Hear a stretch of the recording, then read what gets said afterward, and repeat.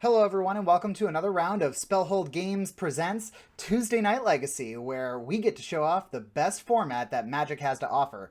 My name is Eugene, and I will be your commentator for this round one from April 5th. On the left, we have Max coming back and playing his blue-black Doomsday Reanimator, or not a Reanimator, just a Doomsday combo pile. And on the right, we have Rob playing his blue-black Reanimator deck. So, let's see who can combo off first in this match.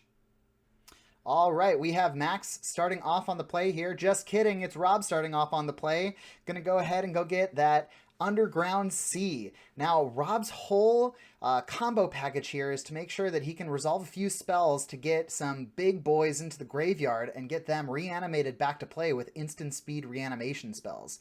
Problem is, playing against another blue deck, there is a lot of permission he's going to have to fight through to get these spells resolved. But Max is facing the same conundrum on his side. In order to resolve that Doomsday, he's going to have to get past those Force of Wills and maybe even Dazes that Rob has in his arsenal as well. So we see some card selection going off here, some Ponders, Preordains. Rob has the priority here, deciding what he's going to fire off. Some more card permission or card selection. He does have two Force of Wills there, at least one Lotus Petal. I think he's just trying to figure out when is going to be the right time to fire. But Max throwing down one of his own permission spells, Malevolent Hermit. This is basically a mana leak on a stick. We're going to see two Lotus Petals come down. Malevolent Hermit being super good for not only being able to stop your opponent's plans, but also if it gets cast back from the graveyard as Disturb, we are going to see it make it impossible to counter any of Max's non-creature spells, which does include Doomsday. And sometimes Malevolent Hermit as a 2/1 can just attack each turn, putting more and more pressure on the opponent's life total. Especially if they are on this all-in combo where they can't really interact with anything that's going on the battlefield. They want to win all at once. So these turns waiting and waiting. He's got access to 5 mana, Rob does, but he's still just going to pass the turn. He's too scared that he's going to get blown out here by whatever Max has in his hand. I think he's down to 3 cards, but he's got that Malevolent Hermit. Now he's got 2. We're going to see a Lotus Petal get sacked for a Children of Corliss.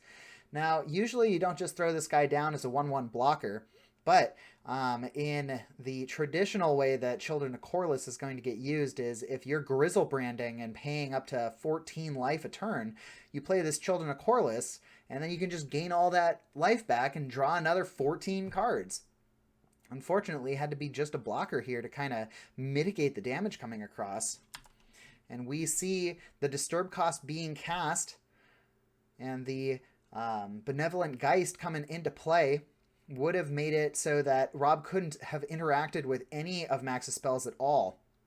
But Force of Will is going to take care of that guy. We know that Rob has one more Force of Will. And he tried to go for that Entomb, but it did get forced by Max's own Force of Will, pitching the Murktide Regent.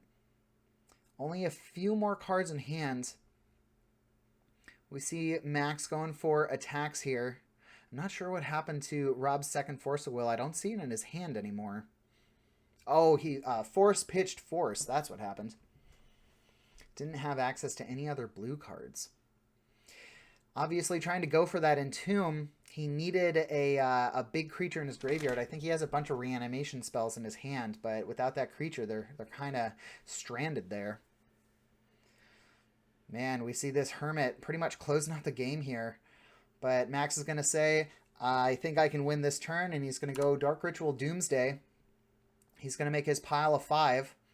And this is the way that the Doomsday deck can win. This is the tempo variant of the Doomsday deck. Instead of being all in on the combo, he plays a couple of creatures like Murktide Regent, and I think he has Baleful Strix, and then of course he has the Malevolent Hermit, which is kind of doing double duty as a beater and also just being useful in general to interact with their opponent, or to deny interaction with the opponent in Benevolent Geist's case. So we see the 5 pile built. This becomes Max's library. All other cards are exiled except for his hand. And that becomes public information. So Rob gonna quickly look through the deck. We're going to see a Brainstorm from Max. Has to put 2 back. Deciding which 2 it's going to be. Probably a few cards in his hand that he didn't really need.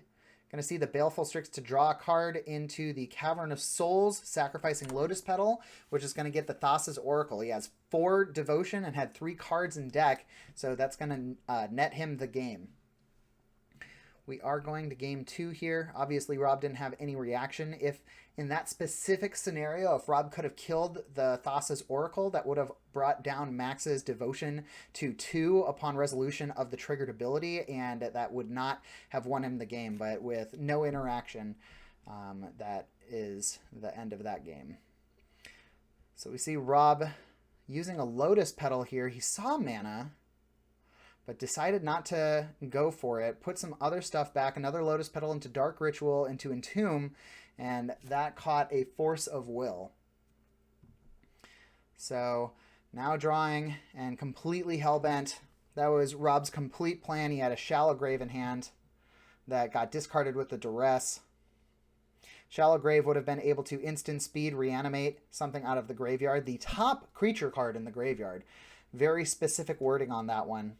Graveyard order does matter with Shallow Grave, but not going to matter this game as it's already in the graveyard. I'm going to see a Brainstorm here after a Preordain the last turn. Max is not under a ton of pressure here as Rob is definitely just top decking at this point. I think the Brainstorm was the island and 1 other card in his hand. We're going to see a double crack of the Lotus Petals into a Murktide Regent. I didn't count the number of sorceries and instants, but Max obviously did. Comes in with 4 counters, so it's a 7/7 for Tune. Gonna take an extra turn with that Temporal Mastery Time Walk. Nothing like getting 14 damage in with your opponent not really being able to interact. Probably one of the best timed Temporal Masteries I've seen. Drawn off the top here, another 7. Playing another Malevolent Hermit, just in case Rob has any interaction at all. He's got a Thought Seize, but it's not, he can't do it. He could have Thought Seized himself, discarded the Emrakul, but he was short a mana, and that is going to do it for our round 1. Thanks for joining us for this video. If you want to know either of the deck lists that were featured in this video, they are in the description of the video. And if you want to join our Discord and get into the conversation, there is an invite to that as well. Our next round is going to be Black, White, Death and Taxes versus Ad Nauseam Tendril Storm.